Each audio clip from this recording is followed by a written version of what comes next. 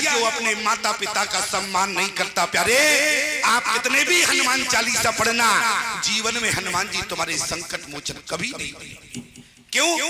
जो बेटा अपने माता पिता का सम्मान नहीं करता, एक तो आपको सत्य बात बताएं प्यारे, आज का नौजवान अपने माता पिता का सम्मान करना नहीं जानता, और ज्यादा से ज्यादा पैर छुएगा तो कहां छुएगा? बोले घुटने छुएगा। लेकिन मैं नौजवानों से निवेदन करूं, माता पिता के कभी घुटने मत छूना। बोले क्यों? पैर छूना, पैर छुओगे तो आशीर्वाद मिलेगा, और घुटने छुओगे तो गठियावाद मिलेगा। क्या मिलेगा? यदि घुटने छुए तो गठियावाद मिलेगा। घुटनों में गठियावाद होता है, इसलिए तो गठियावाद की बीमारी फैली हुई है। क्यों? क्योंकि लोग चरण छूना नहीं चाहते, और जिस दिन तुम माता पिता के चरण छूने लगोगे उस दिन तुम्हारा गठियावाद अपने आप समाप्त हो जाएगा। लेकिन यदि मैं आपसे निवेदन करूं, कारण क्या है? हनुमान जी महाराज राम जी के संकट मोचन बने, रावण के नहीं बने। यदि आपसे निवेदन करो, आप पूरी रामचरितमानस उतारने की जरूरत नहीं है, लेकिन जिस दिन आपने अपने जीवन में रामचरितमानस की यदि 3 चौपाई उतार ली प्यारे, तो मैं गारंटी देता हूं प्यारे, आपके संकट मोचन हनुमान जी बन जाएंगे। केवल 3 चौपाई आप अपने जीवन में उतार लेना। अच्छा, वो चौपाई कौन है? ध्यान देना। बोले प्रातः काली उठ के रघुनाथा, ये रामचरित्र है, ध्यान देना। बोले प्रातः काली उठ के रघुनाथा, माता पिता गुरु नावै माता। आप यदि अपने माता पिता का चरण स्पर्श करते हैं, पैर छूते हैं सुबह उठकर, तो हनुमान जी महाराज तुम्हारे संकट मोचन बनेंगे। अन्यथा तुम कितने भी सुंदर कांड पढ़ना, संकट मोचन हनुमान जी नहीं बनेंगे। क्यों? अरे रावण के नहीं बने तो तुम्हारे कैसे बन जाएंगे? क्यों? जब रावण के नहीं बने तो तुम्हारे कैसे बनेंगे? और राम जी के क्यों बने?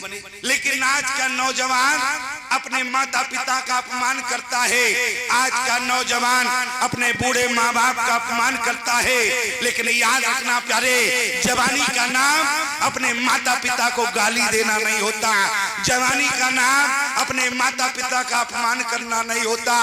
जवानी का नाम होता है प्यारे, अपने बूढ़े माँ बाप के चरणों में समर्पित हो जाना, इसी का नाम जवानी है। और यदि मैं आपसे निवेदन करूं, यदि जवानी का नाम अपने माँ बाप को गाली देना होता, जवानी का नाम अपने से बड़ों का अपमान करना होता, तो याद रखना प्यारे, परमात्मा तुम्हें बचपन से बुढ़ापा दे देता, जवानी जीवन में नहीं देता प्यारे। जवानी का नाम अपने माता पिता के चरणों में समर्पित। और जरा विचार करना प्यारे, ईमानदारी से बताओ, सुंदर कांड पढ़ा आपने इतनी बार, लेकिन कभी सुंदर कांड की पंक्तियों पर विचार किया? आप सुंदर कांड पूरा पढ़ने की आवश्यकता नहीं है। आज सुंदर कांड आपके जीवन में आज तक नहीं हुआ, कारण क्या है? आपने सुंदर कांड पढ़ा बहुत बार है, लेकिन समझा एक बार नहीं है। यदि एक बार भी समझ लेते और सुंदर कांड की यदि पहली पंक्ति को समझ लिया होता, तो तुम्हारे जीवन में सुंदर कांड अपने आप हो जाता प्यारी। सुंदर कांड की पहली पंक्ति क्या है? बोले जामवंत के अरे वचन सुहाए, और सुन हनुमंत हृदय अति भाई। याद रखना, जिस दिन तुम्हें अपनों से बड़ों की बात अच्छी लगने लगेगी, उसी दिन तुम्हारे जीवन में सुंदर कांड हो जाएगा। लेकिन समाज में विडंबना क्या है? आज तक अपने से बड़ों की बात अच्छी नहीं लगती। क्यों? अपने से बड़ों की बात आज के समाज में अच्छी नहीं लगती नौजवानों को। लेकिन याद रखना प्यारे, अपने बूढ़े माँ बाप का सम्मान करना, इसी का नाम रामचरित्र है प्यारे। बोले प्रातः काल उठ के रघुनाथा, और मात पिता गुरु नावै माता।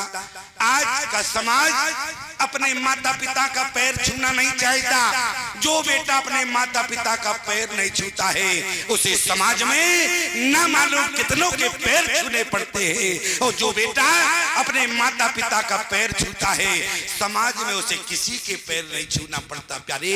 इसका नाम रामचरित्र है। राम जी ने क्या किया? बोले प्रातः काल उठ के रघुनाथा, बार बार पुनरावृत्ति कर रहे हैं और मानस पटल पर लिख लेना प्यारे, रामचरितमानस की केवल 3 चौपाई उतार लेना, तुम्हारे भी संकट मोचन हनुमान जी बन जाएंगे। एक आपको सत्य घटना सुनावे। एक पिता जो है अपने घर से तंग आकर पत्नी का स्वर्गवास हो गया, तीर्थ में जाकर रहने लगा और जब वृद्धावस्था आई, आश्रम के लोगों ने कहा कि भैया तुम बूढ़े बहुत हो गए हो, इसलिए तुम घर चले जाओ, अब कम से कम बुढ़ापे में हो सकता है तुम्हारे बेटे को पछतावा हो, बेटा तुम्हारी सेवा करेगा। लेकिन जिस समय प्यारे बूढ़ा बाप घर में आया और उसका बेटा दरवाजे पर बैठा था और जैसे बूढ़े बाप को देखा, बेटे ने वहीं से ललकारा, खबरदार वहीं खड़े रहो।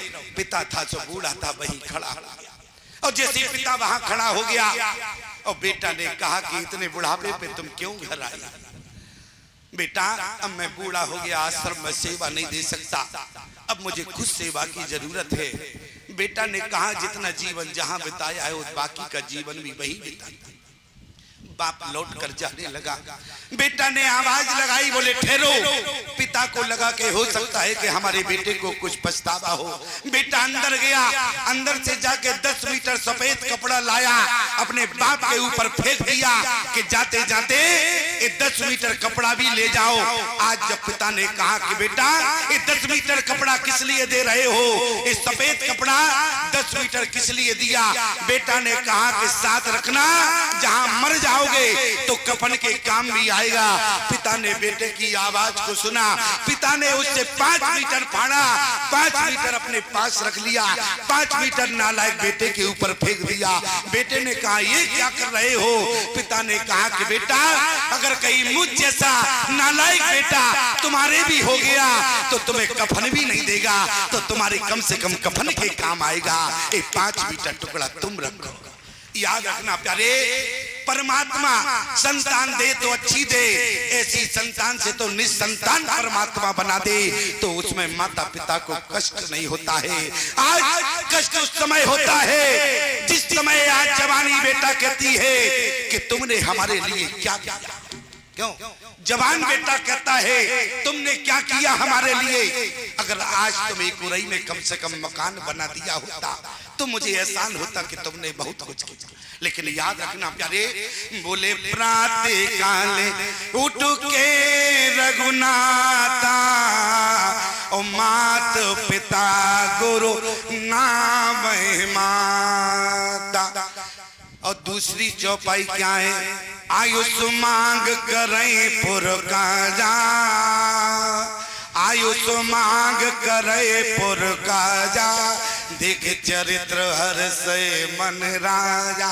यदि बेटा अपने माता पिता से आज्ञा लेकर घर से बाहर जावे तो बूढ़े माता पिता प्रसन्न होते हैं। और याद रखना, जिस दिन आपके माता पिता प्रसन्न हो जाए तो तुम्हें भगवान को प्रसन्न करने की आवश्यकता नहीं है प्यारी, परमात्मा अपने आप प्रसन्न हो जाता है। लेकिन तुम्हारे माता पिता प्रसन्न हो गए तब। अच्छा एक बात बताओ, जिस पत्थर की मूर्ति में प्राण डालने वाला एक इंसान हुआ करता है, जिस पत्थर की मूर्ति में प्राण डालने वाला एक इंसान होता है, तुम प्रतिदिन नियम से उस मूर्ति को तो प्रणाम करने जाते हो, लेकिन जिस माता पिता में भगवान ने प्राण डाले हैं उस मूर्ति को कितना मानते हो प्यारे। और यदि मैं आपसे निवेदन करूं, व्यक्ति को 4 पाप सहज में लग जाते हैं। कितने? बोले 4 पाप। अच्छा कौन कौन से हैं? एक तो यदि पुनीत नदी के जल को आपने पानी कह दिया तो पाप लग जाएगा, सालेग्राम को पत्थर समझ लिया तो पाप लग जाएगा, तुलसी को हरी घास समझा तो पाप लग जाएगा, और माता पिता सदगुरु को हाड़ मास का समझ लिया तो पाप लग जाएगा। प्यारे, माता पिता भगवान से बढ़कर होते हैं, और जिन्होंने माता पिता को भगवान माना है उन्हें किसी मंदिर में नहीं जाना पड़ता प्यारी याचना के लिए, बल्कि भगवान ही उनकी सारी इच्छाओं को पूरी कर देता है जिन्होंने अपने माता पिता को भगवान माना। ध्यान देना, माता पिता भगवान हुआ करते हैं, और जो बेटा अपने माता पिता को हाड़ मास का समझता है उस बेटे को पाप लगता है, और जो पापी हो जाता है भगवान उसे अपने से दूर कर देते हैं। प्यारे, पापी के हनुमान जी महाराज संकट मोचन नहीं मने, बोले आयुष मांग।